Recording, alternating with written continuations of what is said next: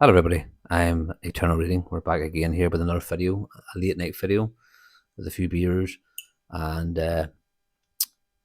maybe not the best time to do a video at 2 o'clock in the morning here in Northern Ireland, but sometimes these are the best ones are the ones you don't plan. You just go with the fucking flow. And as a video has been meaning to do for a while, it's a tag video with my friend Mike from Video File Bookscapes. And it's one he created himself. I'm I'm a bit behind. There's that many tags. You get tagged that many times, you can't do them all.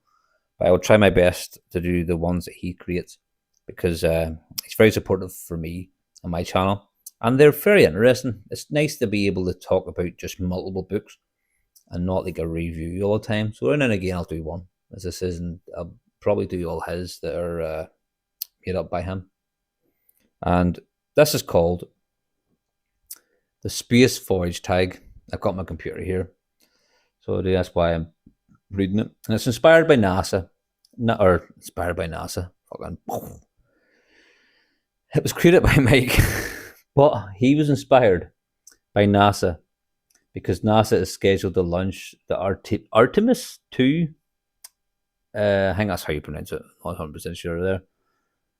In early 2026, marking the first crewed flight to the moon in over 50 years. 4 astronauts will embark on a 10-day figure-8 journey around the moon and back. And I think it was 3 Americans and 1 Canadian. And they're going up and around the moon and back again. And, the sad thing is that I knew nothing about this because the world is full of that much shite news, like bad news, that when there's a wee bit of good news, it got buried by the buckets of shite that we're always getting nowadays. And when he told me this, or when I think he's done this video, I actually commented saying, what date's this happening on? And he says April 1st. And the first thing I says was, that's an April Fool's joke. It's no real. It was real. It was just me being stupid, because I never heard about it. As you do, I thought, April Fool's is fucking full of shit. There's no way that's happening. Why have I not heard about it? But as I say, that's the way it goes. But we'll go through the prompts here. There's 6. So I have 6 books to show you and 6 books to talk about. And that's why tags are fun, because it brings up multiple books. You can talk about them a wee bit. It's not we're not just talking about one. And, it's a wee bit different.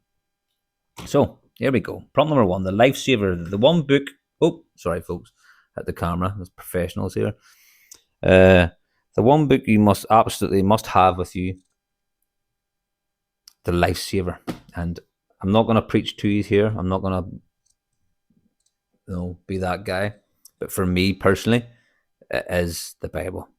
If I had to bring one book to me up to the stars, if I was in the rocket ship and he says you're allowed to bring 6 books, the first pick is this. I'm not going to explain why. I'm not going to try and preach to anybody saying this is why you should take it. I'm just saying that for me is mine, the King James version usually.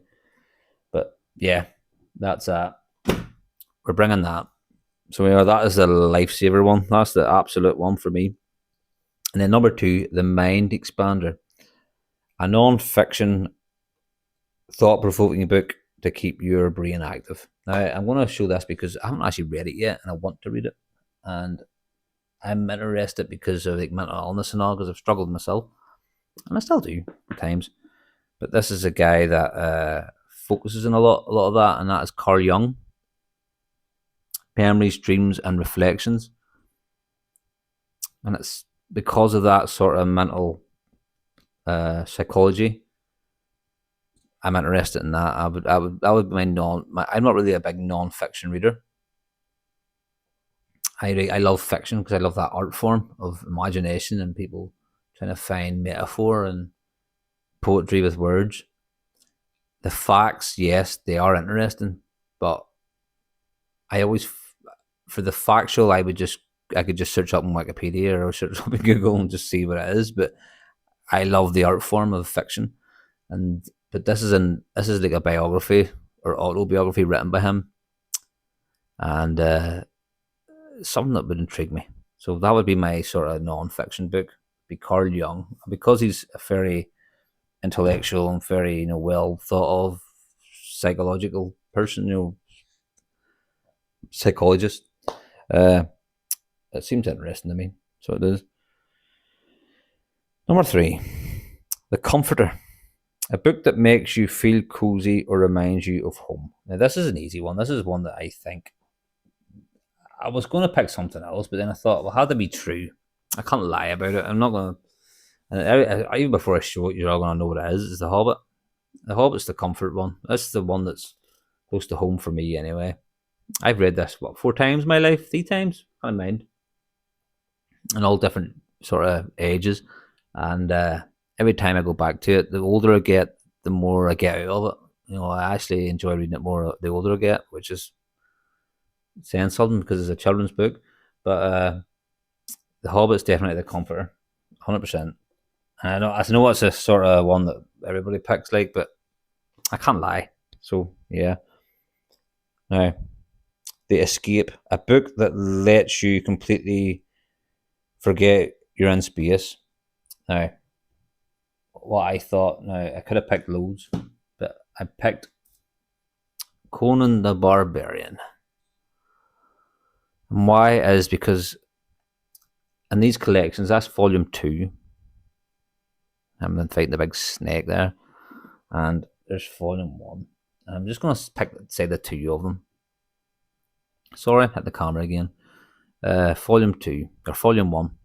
Now, with Conan the Barbarian, you're getting Robert E. Hard's fast-paced, very descriptive, very, on edge writing style, where every sentence keeps you on edge. It's, the fighting scenes are brilliant. It's very fast-paced. The short stories, some of them are quite longer, like novellas, but it's that page-turning quality where it keeps you on edge. Do you know what I mean? If you've read Robert E. Hard, you know what I mean. It's really, you just get lost and the imagination just takes over. And that's that place for me, because you don't have to dive into a big novel that's going to be 800,000 pages long. It could be just maybe 15, 20 pages of a short story, but you're still getting that adventure and you're still getting that character and that imagery. And that is what Robert E. Hard's brilliant for. It's the imagery as well as the action. And that is why Robert E. Hard's still to this day so influential. And even the characters he created are still, loved to this day. And yeah, definitely Robert E. Hard's Conan the Barbarian. That would be my escape. So it would be. Oh, I'm fucking about now. I'm trying to fix this. Sorry, folks. So yeah. Now we're going for the laughter. Prompt number 5, The Laughter. A funny or light-hearted book to lift your spirits. Now, I went for more of a children's novel, and I've showed this one before. That's the problem with these, tags. You end up showing the same books over and over again at times. You don't mean to, but it's just the way it is. And I fucking wrecked the place here. This is my wee feel-good book, The Wind in the Willows. These wee characters are just, it's just nice to be with them. I read this book last year, and I still think about them from time to time. The rat, the water rat, and Mole, and the toad, and him up to no good, stealing cars, and it's just fun. It was a light-hearted read. It's probably that's the best way of describing The Wind in the Willows. It was a light-hearted read, and it made me want to try the Jungle Book, and a few other. I would love to. I'm actually. This is not a lie. This is me thinking there not that long ago. I'm actually thinking about getting, Winnie the Pooh. Not for me, but I'm thinking about getting the Winnie the Pooh books to actually read to my wee girl. She's 5, and I thought it would be nice to sit with her and read Winnie the Pooh, like the original Winnie the Pooh series. But there's a part of me, that little kid in me, is actually wanting to read it as well. If you know what I mean? And there's nothing wrong with that. We're all kid at heart, like, you know. And I thought, you know, it'd be nice to read Winnie the Pooh, a wee feel good sort of book with my wee girl. I've been thinking that for a while, so I'm gonna have to actually get them. So that's number 5, the laughter. So number 6, the treasure. A book you treasure, reread, or save for the long last journey. And I don't think this is a hard one for people to figure out, but I'm a dickhead and I've left it over there. So bear with me.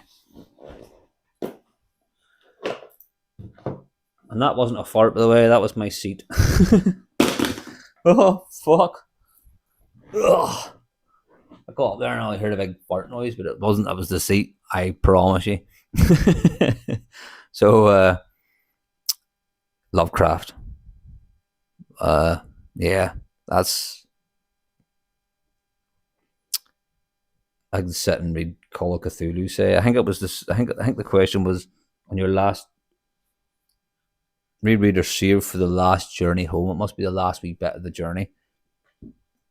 And I could sit there and read Call of Cthulhu, or The Dream Quest of Kadath, or Charles Dexter Ward, or The Shadow over Innsmouth, or however long this journey is. I could read them all and be quite comfortable and at peace.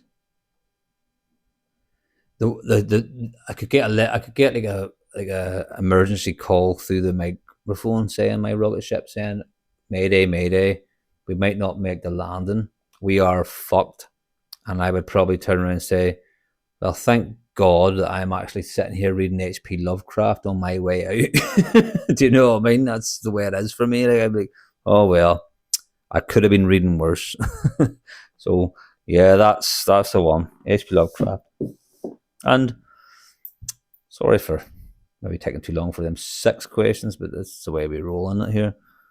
And thanks very much for watching. I don't know if I have to edit much out, but hopefully not. I may have another video up shortly. I don't know. All the best, everybody, and stay weird.